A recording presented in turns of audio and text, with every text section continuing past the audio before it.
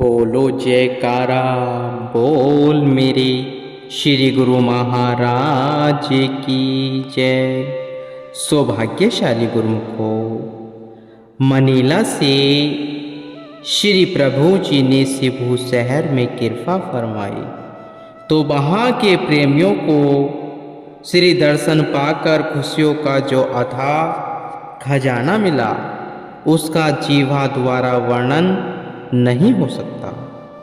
आपने प्रसन्न मुद्रा में उन्हें सिंधी भाषा में संबोधित करते हुए फरमाया, शिवु अर्थात सुबह, जिसके जीवन में सवेरा हो जाए वहाँ रात का क्या काम। रात्रि के अंधकार का वहाँ कोई अस्तित्व नहीं रह जाता, क्योंकि उनके जीवन में भक्ति का उजाला हो जाता है।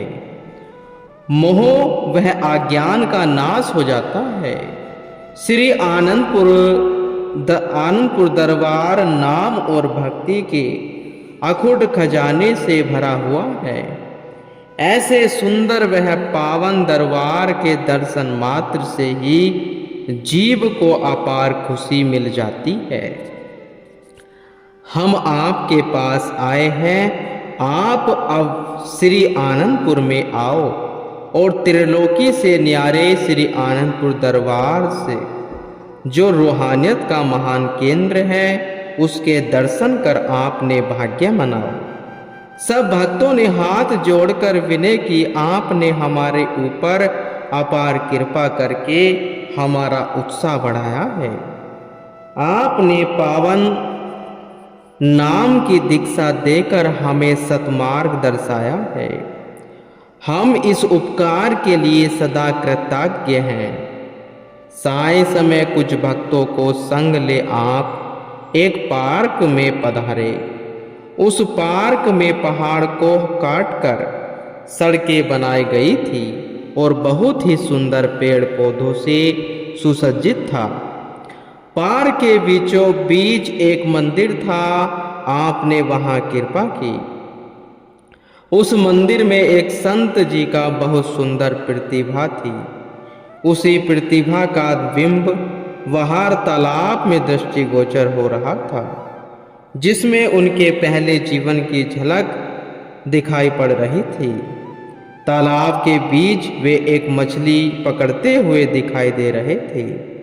एक प्रेमी के दिल में यह संशय उत्पन्न हुआ कि मंदिर के अंदर तो यह मूर्ति इतनी सुंदर सजी हुई है और बाहर इनका ऐसा भेष है। अंतर्यामी श्री प्रभु जी ने उस भक्त जी के अंतर्मन में चल रहे विचारों को जान लिया और फरमाया, प्रेमी, यहाँ जो देख रहे हो यह सब सत्संग का ही प्रताप है। सदना एक कसाई था, यह सत्संगति की ही बढ़ाई थी कि वह भक्त बन गया। सत्संगति में इतना भारी शक्ति है जो जड़ को भी चेतन बना देती है, प्राण विहीन में प्राणों का संचार कर देती है, जीवन में उजाला भर देती है। यह बहार जो दिखाई दे रहा है यह संत जी का पहला जीवन है। सत्पुरुषों की पावन संगति में आकर उन्होंने अब यह पदवी पाई जो इतनी प्रतिभा को श्री मंदिर में सजाया गया है। आपके इन स्पष्ट वचनों को सुनकर सब नतमस्तक हो गए। सबको आशीर्वाद प्रदान कर आप निवास स्थान पर लौट आए और अपने प्रेम से उनके दिलों को सींचकर फिर से मनीला कृपा की। मनीला कुटिया में एक दिन ठहरकर बैंकॉक के लिए रवाना हुए। एयरपोर्ट पर पहुंचकर पता चला कि प्लेन में देरी है। आपने सब भक्तों को भजन ध्यान में बिठा दिया और फरमाया, अंतर ध्यान लगाकर श्री परमहंसों की दिव्य छवियों का दर्शन करो। आपके सम्मुख ध्यान में बैठने का दिव्य नजारा अति सुखदायी था। सूरत को शब्द में लीन करने का वह दृश्य अति मनमोहक था। श्री वचन हुए, इसी ध्यान को अपने हृदय में दृढ़ कर लो, यही परलोक का सच्चा सहारा है, सच्चा तोसा है। बेंकांग श्री प्रभु जी ने चिरकाल बाद बेंकांग के पास के भाग्य जगाए। श्री दर्शन पाकर प्रेमियों के बेचैन हृदयों में नवचेतना और स्फूर्ति का संचार हुआ। साथ ही उन्हें अपने अंतकरण में ईश्वरीय ऊर्जा का आभास हुआ। आपने प्रेमी भक्तों को पावन नाम उपदेश देकर एक पल में ही उनके सभी कष्ट कलेश हर लिए। रात को पीटर पैलेस में वहां के भक्तों को श्री दर्शनों का शुभ अवसर प्राप्त हुआ। आपने सिंहासन पर विराजमान होकर वचन फरमाए। सब सद्ग्रंथ और संतों की वाणियां वर्णन करती हैं कि मनुष्य जन्म बहुत अनमोल है। अतः यह विचार करना चाहिए कि यह जन्म तुम्हें किस कारण मिला है। इसे तन परस्थिति और विशेषक्ति में बिताकर नष्ट न करो। ये सब ऊंचे ऊंचे महल यहीं खड़े रह जाएंगे। माया के सब साजो सामान और धन दौलत यहीं धरे रह जाएंगी। दुनिया में तुम चाहे अरबों कमा लो, लेकिन एक पाई भी साथ नहीं जाएगी। जबकि दिल से किया हुआ एक श्वास का नाम सुमरन तुम्हारे परलोक तक काम आएगा। केवल भक्ति वह नाम की कमाई ही तेरे साथ जाएगी। जय मात पिता सुत मीत ने भाई, मन कहो मन हुआ नामू तेरे संगी सहाई। जह महा वह आन दूत जम दले, तह केवल नाम संगी तेरे चले। जह मुश्किल होवे अति भारी, हरि को नाम खिन मही उधारी। नाम ही जीव को सब विहन बाधाओं से दूर करता है और सब होर ओर से बंधन मुक्त करके मालिक से मिलाता है। नाम ही जीव का अंत में संगी साही है, संगी साही होता है। संतों की सोबत में आने से ही जीव को इस बात का ज्ञान होता है और वास्तविकता का बोध होता है। इंसान के जब पूर्व पुण्य जागृत होते हैं तब उसे नाम की दीक्षा मिलती है। आप सबके इतने ऊंचे भाग्य हैं जो आपको यह दुर्लभ सहयोग प्राप्त हुआ है और सार वस्तु का पता चला है। संत सतपुरुष सतपुरुष इस जगत में आकर अपने पावन उपदेशों द्वारा मालिक से बिछड़ी हुई रूहों का मालिक से मेल कराते हैं। मानव तन में आने का जीव का यही उद्देश्य है। सत्संग सेवा और प्रभु नाम का सतत सुमरण। हम आपसे यही कहते हैं कि आप सदा खुशहाल रहो।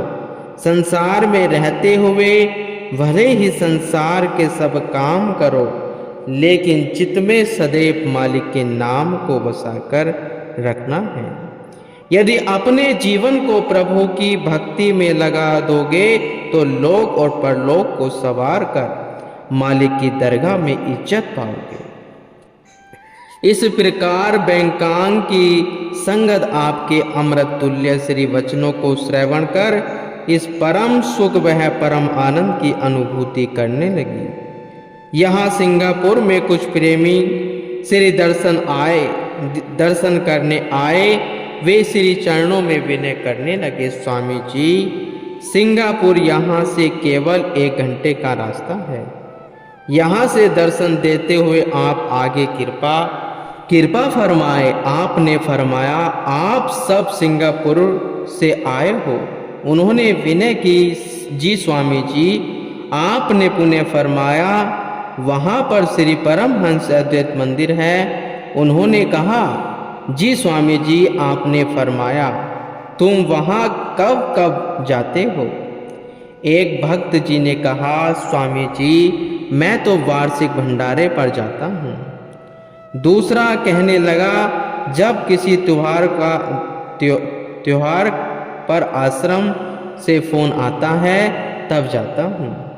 इतने में तीसरे ने कहा, मेरा तो केवल संक्रांति का पक्का नियम है। चौथा बोला, स्वामी जी मैं हर रविवार जाता हूँ। श्री सद्गुरु महाराज जी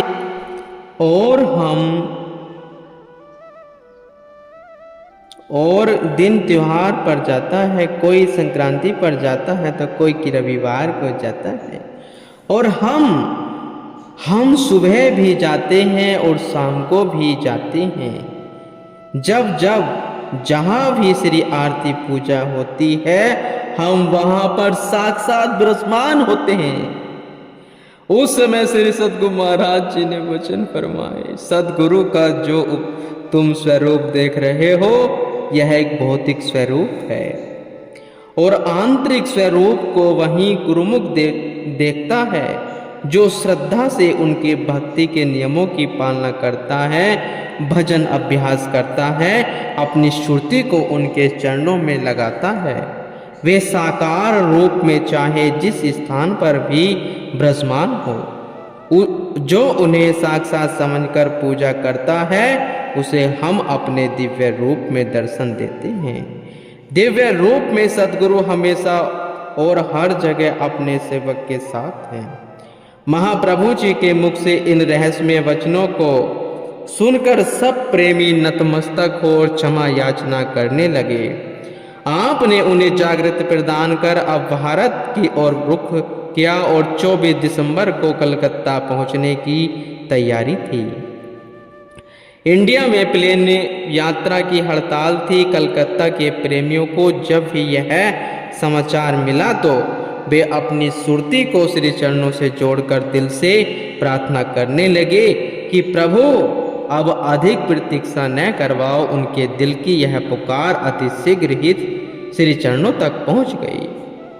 23 दिसंबर रात्रि 12 बजे फोन की घंटी बजी और यह सूचना मिली कि हड़ताल समाप्त हो गई है और निर्धारित समय पर कलकत्ता की ओर जहाज जाएगा। आपने तुरंत ही सभी भक्तों को बुलाकर प्रातः भारत की ओर चलने की आज्ञा प्रदान की।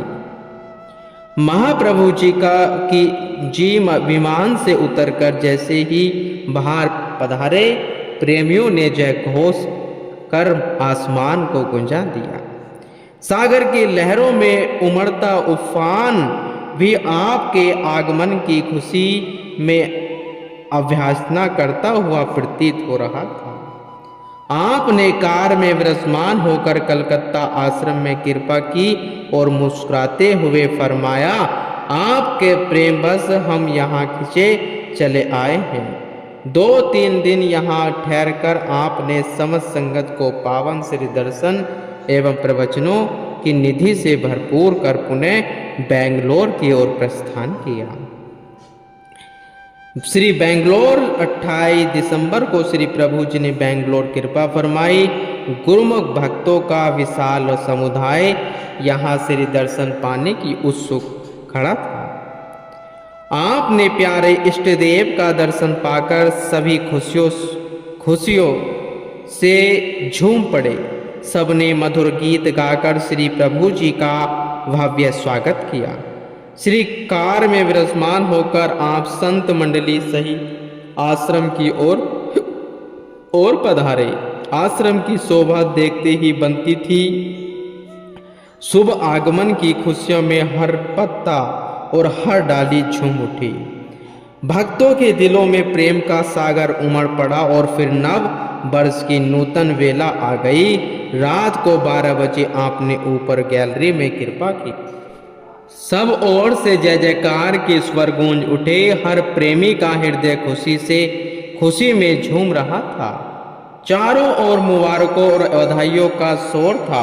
प्रातः श्री आरती पूजा के पश्चात पावन श्री दर्शन खुले और अमृत वर्षा करते हुए आपने फरमाया, आम संसारी लोगों का तो आज के दिन केवल वर्ष बदलता है, लेकिन जो गुरुमुख सत्पुरुषों के चरणों में आ जाते हैं उनका केवल वर्ष ही नहीं बदलता, उनका तो जन्म ही बदल जाता है। उनके जीवन में खुशियों की खुशियाँ ही खुशियाँ बरसने लगती हैं। उन्हें जीवन में भक्ति ही भक्ति मिलती है। उनकी लीव सच्चे नाम से जुड़ जाती है। जब तक मनुष्य संसार में होता है और तब तक उसमें संसार की कामनाएं होती हैं। परम संत श्री कबीर साहिब जी फरमान करते हैं, पहले यह मन काग था, करता जीवन घात, अब तो मन हंसा भया, मोती चुगे चुगे खात। जो मन पहले विषों के रस के सेवन में लीन होकर जीवन व्यर्थ गवा रहा था, अब उस मन का भक्ति रूपी मोती ग्रहण करने का स्वभाव बन गया है। यह सब सत्संगति का ही फल है। सबको अपनी दिव्य लीलाओं से निहाल कर और खुशियों से माला माल कर श्री प्रभु जी ने सब पर आशीर्वादों की बौछार कर दी और हर दिल प्रेम से सराबोर अपने भाग्य मनाने लगा। सन 1972 यात्रा परोपकारी परम हितैषी परम हितकारी श्री परमहंस श्री सद्गुरु महाराज जी ने विदेश में रहने वाले गुरुमुख आत्माओं को अपनी मधुर एवं पावन लीलाओं से सरसाने के लिए लगभग 1 वर्ष पश्चात पुनः पश्चिमी देशों को कृतार्थ करने का कार्यक्रम बनाया। श्री रामचरितमानस में वर्णन आया है, मृदु मंगल में संत समाजो, जो जग संगम तीर्थ राजो। महापुरुष जंगम तीर्थ के समान होते हैं, जो स्वयं चलते फिरते हुए अपने गुरुमुख प्रेमियों का पर अपना दिव्य प्रेम लुटाते हुए उन्हें भक्ति की संपदा से मालामाल कराते हैं। जन मन में भक्ति का उजियारा करने के लिए महापुरुष स्थान स्थान पर विचरते हैं। इसी लक्ष्य को सम्मुख रखते हुए आपने 18 अगस्त प्रातः मुंबई से प्रस्थान किया। सेवकों ने यात्रा मंगलमय होने की शुभकामनाएं अर्पित की।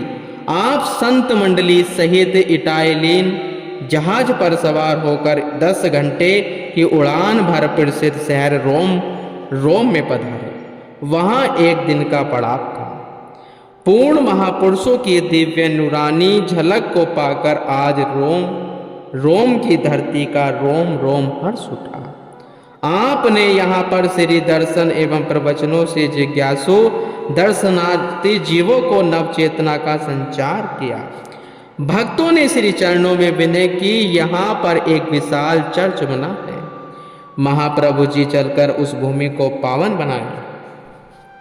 उनकी विनय पर साय समय आप सेवकों को संग लेकर वहां चर्च देखने गए। उस चर्च के निर्माण कार्य में 200 वर्ष का समय लगा था। श्री वचन हुए, निष्काम भक्ति भावना और कुर्बानी से ही ऐसे विशाल कार्यों को नींव हुआ करती है। ऐसे महान कार्य महापुरुषों की कृपा से ही संभव हो सकते हैं। उनका हर पल परहित के लिए समर्पित होता है। इसलिए जो उनके संपर्क में आते हैं उनके हृदय में भी ऐसी भावना भर देते हैं। श्री आनंदपुर की रचना भी सेवकों की कुर्बानी की अद्भुत मिसाल है। जिस शिष्य की आंखों में अपने इष्ट देव का ध्यान हो, मन में भी इष्ट की चिंतन हो, वही सच्चा शिष्य है।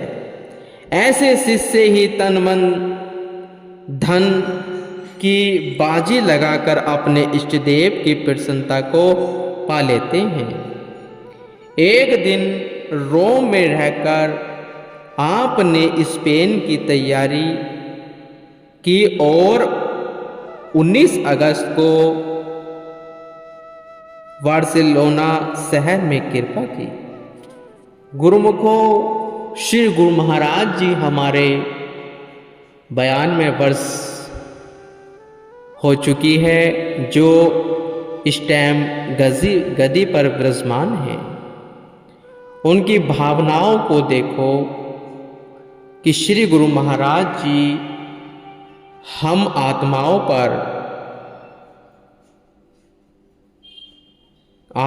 पर कितना बड़ा कल्याण कर रहे हैं।